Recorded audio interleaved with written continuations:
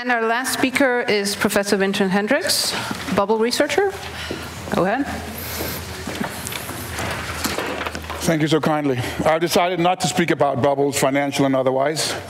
I've decided to talk about humanities, or whether we should perhaps say humanities in the digital age can go on the offense. I'm tired of these defensive tactics. But let me start with an anecdote. In 2008, I was awarded the Elite Research Prize by the Danish Ministry of Science and Innovation for my logical studies of knowledge and other concepts. This prize has since been known as the Penkover Prize, as you all know. We shouldn't dwell into that. But when I got that prize, my son Milton was 8 years old. And I'll never forget the question he started asking me when I was about to receive the prize.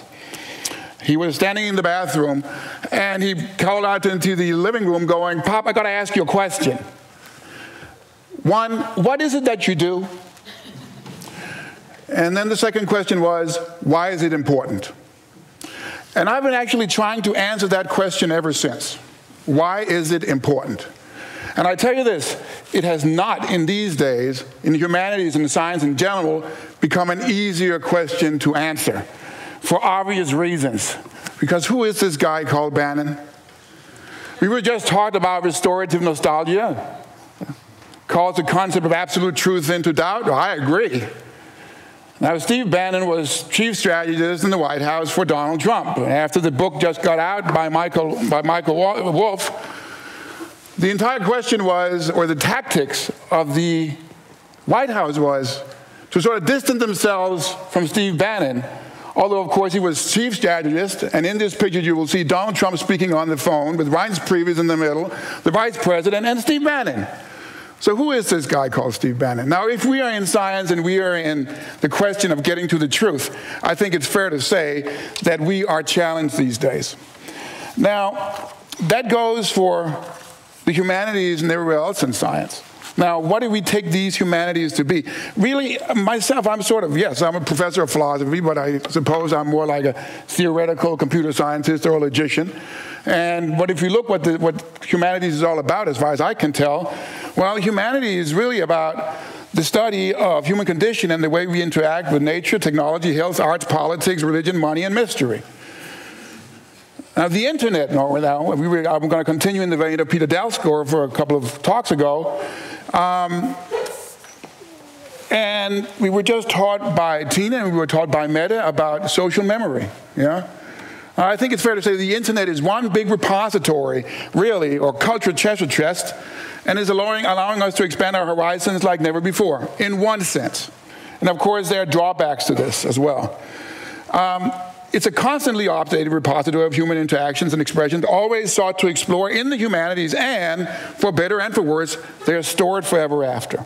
So it's not like we're going to run out of research topics nor data in the nearby future, thinking about the amount of data that's being uploaded on a continuous basis, rightfully or wrongfully. Now, we can all here agree in our little echo chamber of humanities that this is what we do is very important, whatever it is. But the interesting thing is not to worry about how we look at ourselves. The interesting thing is to look about what others are saying about us. Because that's the sort of world that we live in. We can easily agree, polarized and echo chambering, that what we're doing is important, and I agree. But let's look at what others have been saying about us. What is the narrative about it is what we do? Well, it's disconcerting at best. The Daily Beast, which is a big American news outlet, there is a pervasive narrative about the decline of humanities, and we've heard that also from the Danish industry and international organizations and whatnot. We are told that jobs are scarce for graduates, and the Daily Beast even declared recently that history, philosophy, and English are some of the most useless majors. I don't agree to that. But what I don't agree to either is our defensive tactics to counter these things. What do we do usually?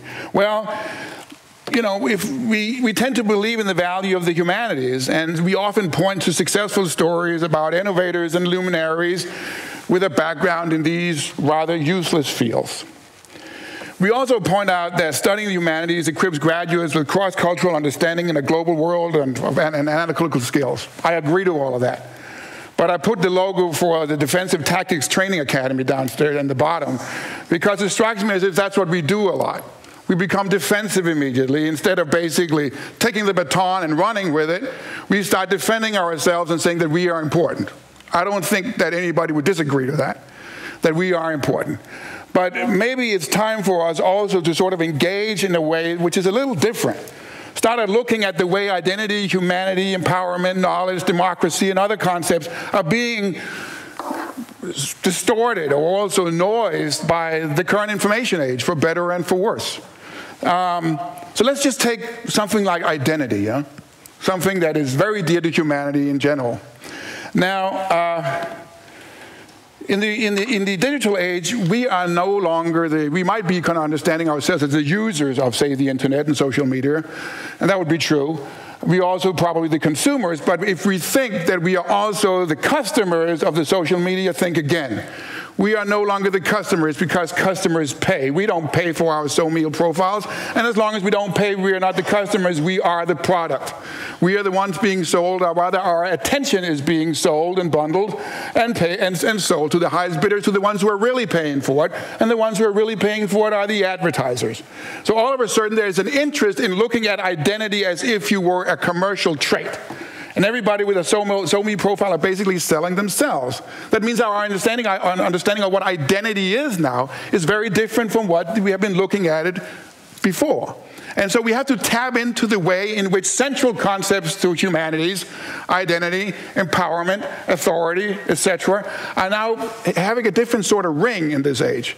And there's plenty of data because the repository is pretty much endless. And from that perspective, it might be worth for us to think about the way in which sort of the Enlightenment concepts that are so dear to us and to the humanities are being transformed these days to a whole different sort of vein and being used in new ways. And so we don't have to be on the defense anymore. We should basically be the one on the offense, saying, look, these are the ways in which they have been used historically. This is what social memory is about. What is the archaeology of the internet? Just to referring to what Rubina was talking about. Or we've been talking about similar things from Professor O'Neill, who was also been talking about the way in which central concepts of the humanities are having a different ring by now. Now, that means that what we do in the humanities is basically what we've always been doing, but in a new light. And the way we might be looking at it is to say, well, look at very central concepts here. Transparency, security, empowerment, digital literacy, democracy, citizenship, knowledge, information, misinformation, power is changing more rapidly than ever. And the humanities shouldn't just be contributing to it, we should be leading it. So just to give you an example of that, one of the things that we are studying at the Center for Information and Public Studies are the way in which socio-psychological phenomena like bystander effects and lemming effects and pluralistic ignorance and what have you are basically the way in which we are also shaping our point of view in the modern world. Now, we like to understand the structure of a majority mistake, say. That means pluralistic ignorance. So we don't believe something ourselves, but we wrongfully believe that the majority of others believes the opposite of what we believe. And that could be a very coercive measure for getting people to walk in one way or the other, basically taking their own private signal and subduing it just to be on par with everybody else. And that means that for every agent A in capital A believes that phi is the case and believes that everybody different from themselves believes not phi. Now, if you show a mathematician or a logician at the technical university like Thomas Bolander that formula, he's going to say, I can work with that. Now, he's a computer science guy. I just took the inspiration from social science and then used logic to get an idea of the structure. I don't care whether we call it humanities or not. That's not important to me. You can call it whatever you like. I would probably prefer to call it scientific inquiry on an interdisciplinary scale, which does not either cater to the humanities, the natural science, technology, or social science. Rather, if we look at the problems that we are faced with these days, so World Economic Forum has for years now been listing challenges to the world for humanity. Okay? Now they include inclusive growth, global health care. They include climate, migration, refugee situations, crises like that. I don't see any one of those challenges for which humanities don't have something to offer and something very important to offer. And also realize this, that since in 2013 for the first time, World Economic Forum, and then they rehearsed it in 2014, 15, 16, 17, and probably also in 2 weeks from now, they actually put a new one on the list of global challenges. They say that the global risk of massive digital misinformation sits at the center of a constellation of technological and geopolitical risks, ranging from terrorism to cyber attacks and the failure of global governance. I don't know about you, but that sounds pretty scary to me. But if there is something that the humanities are good at, is to process, cater, is to look at information, disinformation, sources, you name it. That's basically, in many ways, what we do in the humanities. And from that perspective alone, I think it's fair to say that we certainly got our work cut out for us, and also that there is plenty, from archaeology to nostalgia studies, from social memory to all the other fields that we have been listening to today. We don't have to be defensive anymore. There's no need for it. Not necessarily that we are, but there's usually a narrative that we either are or we are useless, and we defend ourselves against it. Forget about it. It's over. It's done with. Humanities is not like that. We're talking about scientific inquiry. And let me tell you one more thing about this, just to finish it off. See, one of the things that I realized is it's not interesting to give people what they expect from any field. See, the ambitious thing is to give people what they expect, and then a little of what they don't expect. Now, there is a narrative about humanists, too. Those are the guys that are walking around in Helly Hansen and Hægløf, which is good. I like both products. They also starts with an H, so it probably goes with humanities as well. That was a joke. It wasn't very good, but at least it was there. But the interesting thing is to give people what they expect of people in science and the humanities, and then a little of what they don't expect. Now, recently, a new director for the National Museum of Denmark was appointed. And when you hear Rane talks, he sounds more like somebody who has been doing a lot of other stuff than being exactly what he is. Now, I like that. There's also a professor emeritus of law here who looks like he should be walking the catwalk. And I love it. And I also realized that my greatest asset when I walk through the airport of Copenhagen is that I don't look like a professor of philosophy. And I get stopped every time out there, and they go through my luggage, and by the time they're done with it, they ask me, what do you do? And I tell them, I'm a professor of philosophy at the University of Copenhagen. And they go, sure you are. And if you're that, I'm Napoleon Bonaparte. And I'm saying that for a reason. If we have to be on the offense, and while we are at the offense, don't give people what they expect of academics. Give them what they expect and then a little of what they don't expect. And it doesn't have to be in terms of clothing. It can be in terms of anything. I don't care. I have a young student, Esther, in my department. She's a great mathematician, and then she's a human beatbox. I love it. And if we have to do science and make an impression, we have to make sure that the others are playing the game, understand what we are talking about, and take it seriously, but we also have to put it in a wrapping. So far, we have been thinking, good science will find its own audience. Not with all the noise that's going on right now. Good science does not find a way. It requires a wrapping, and it also requires interdisciplinarity in a way that we're probably not used to. And that's okay. We're all novices of this. But Defensive Taxes Training Academy is out from here on and out. I think I'll follow Forrest Gump and to say that's all I have to say about that.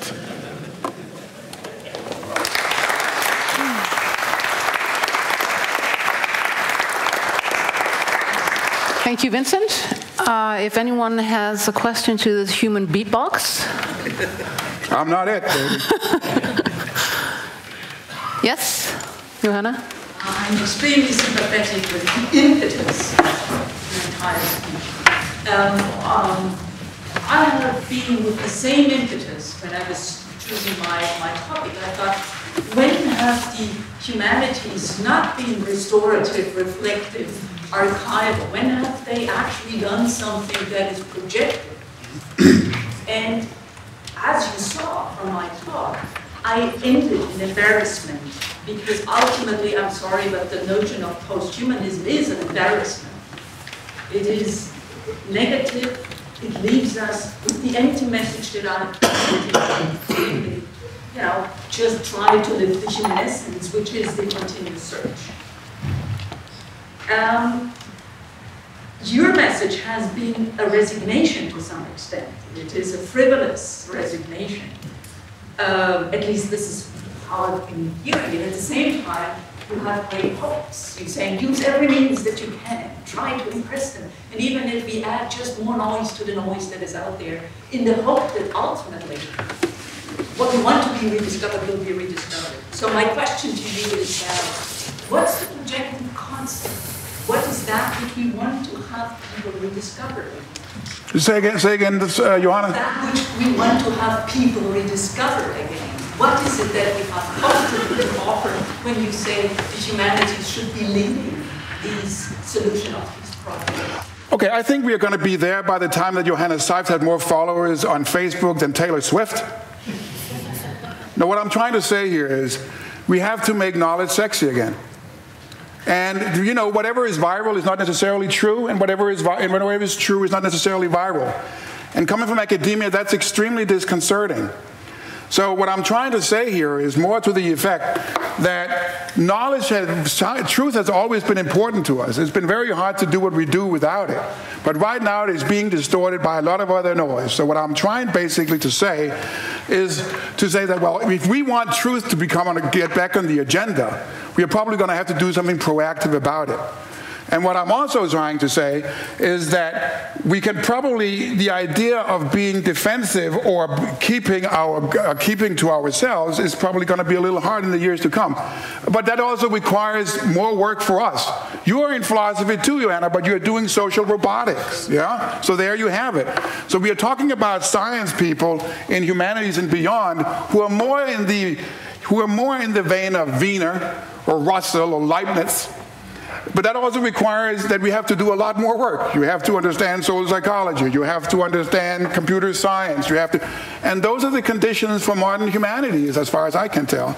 We have to go way outside our comfort zone, but we still have a lot to offer once you pair what's called classical humanities up with interdisciplinary approaches to solving problems that are of great importance to the world and the way we have to live in it from here on out. You know, look, I don't want to be, you know, when I turn 70 years old, I'm about to get ready to go into my coffin, and my son asked me, now, the situation is really grave and dire in the world, Dad. What did you do about it? And the only thing I can tell him is, well, you know, I left you some money. That's not going to be good enough. That's going to be the time Kanye West got the presidency of the United States and Lindsay Kessler has the one in Denmark. Run for cover. It might just happen. Kanye West is saying that he's going to go for the presidential election in 2020. I'd much rather have Oprah Winfrey. Well, således opmuntret, as you say in Danish. Thank you, Vincent. You bet. And